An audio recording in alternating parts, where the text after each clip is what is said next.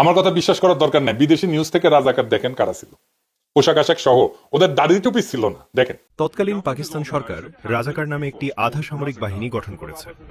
রাজাকারদের প্রধান কাজ হল রাস্তাঘাট বন্ধ করা। প্রায়শই তারা শক্তি প্রদর্শনের মাধ্যমে তা পালন করে এবং প্রধান সরকারি স্থাপনাগুলির চারপাশে প্রহরী হিসেবে কাজ করে। রাজাকারদের সাথে যুক্ত কিছু সদস্য ছাত্র, কিন্তু অনেকেই মুসলিম লীগের জঙ্গি শাখা থেকে আসে, যারা 25শে মার্চের পরের বেশিরভাগ হত্যাকাণ্ড এবং গ্রাম পুড়িয়ে দেওয়ার জন্য দায়ী ছিল। তারা সকলেই পূর্ব বাঙালি এবং সরকার সরাসরি তাদের বেতন দেয়। কিন্তু কেউ জানে না যে যদি সেই আনুগত্য কখনো চাপের মধ্যে থাকে, তবে তারা সরকারের প্রতি কতটা অনুগত থাকত। দেখছেন, এই মুসলিম লীগের পুরাটাই বিএনপি ঢুকিছে। মির্জা ফখরুলের বাবাই তো মুসলিম লীগার ছিল, পাকিস্তানের মন্ত্রী ছিল। আমি খসরু মাহমুদের বাবা মুসলিম লীগার ছিল। মির্জা ফখরুল দাবি করে তার বাবা 1971 শরণার্থী শিবিরে ছিলেন, একজন পাকিস্তানের মন্ত্রী, মুসলিম লীগ করার লোক। কেন ইন্ডিয়া পালাবে 1971-এ? তার উপরে যায় শরণার্থী শিবিরে থাকবে। চুপে চাপে মেলানো যায়?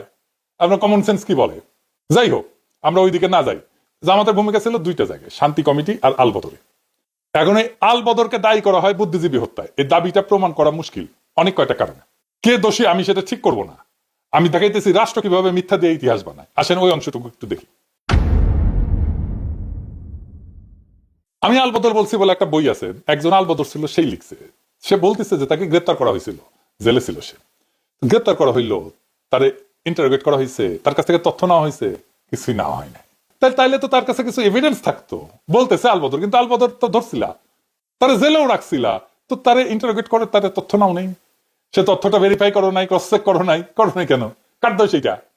আমি আপনাকে ডিসেম্বরে একটা ক্লিপ দেখাই, সেখানে সাংবাদিক, বিদেশি সাংবাদিক বলতেছে ঢাকায় ডিসেম্বরের শুরুর দিকের কথা, এটা প্রত্যেক দিন মুক্তিবাহিনী সদস্যরা কম করে 5টা রাজনৈতিক হত্যাকাণ্ড করতেছে। শোনেন, পূর্ব পাকিস্তানের ভেতরে 80 থেকে 1 লাখ মুক্তিবাহিনী সক্রিয় রয়েছে এবং গত কয়েক মাসে তারা ছোট বড় 165টি সেতু উড়িয়ে দিয়েছে।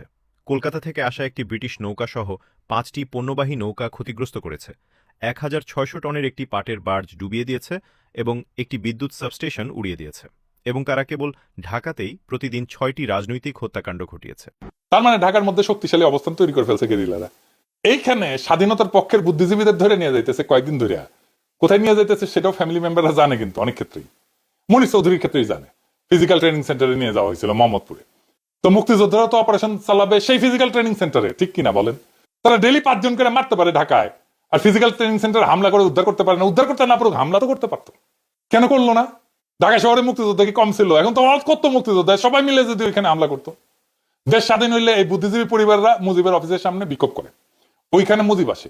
জহিরায়ের বোন ছিল নাফিসা কবি, তাকে উদ্দেশ্য করে মুজিব বলছিল যে অনেকে তো দালালি করে মারা গেছে এই বুদ্ধিজীবী সম্পর্কে। এরা পান্না কাইসাল লিখে গেছে, স্বাধীনতা বিরোধীরা লিখে যায় নাই।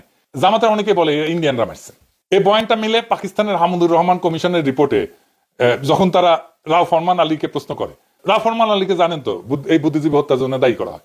হামিদুর রহমান কমিশনে বলা হয়েছিল বাংলাদেশের সরকার যেন তাদেরকে এভিডেন্স দেয় বুদ্ধিজীবী হত্যার সাথে কারা কারা জড়িত ছিল। পাকিস্তানের কাগজে কলমে হইলেও এটা সদিচ্ছা ছিল, তো করে নাই কেন বাংলাদেশ?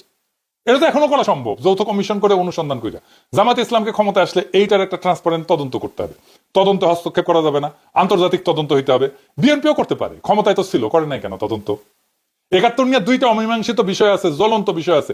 একটা গণহত্যার সংখ্যা, কতজন মারা গেছে, কতজন শহীদ হয়েছে, আর একটা বুদ্ধিজীবী হত্যার দায় কে করছে আসলে? আওয়ামী লীগ, বিএনপি, জাতীয় পার্টি কেউই করে নাই। যদি প্রশ্ন করি যে আসলে তারা তদন্ত করলেই দায় দেওয়ার রাজনীতি করতে পারবে না, তাই করে নাই।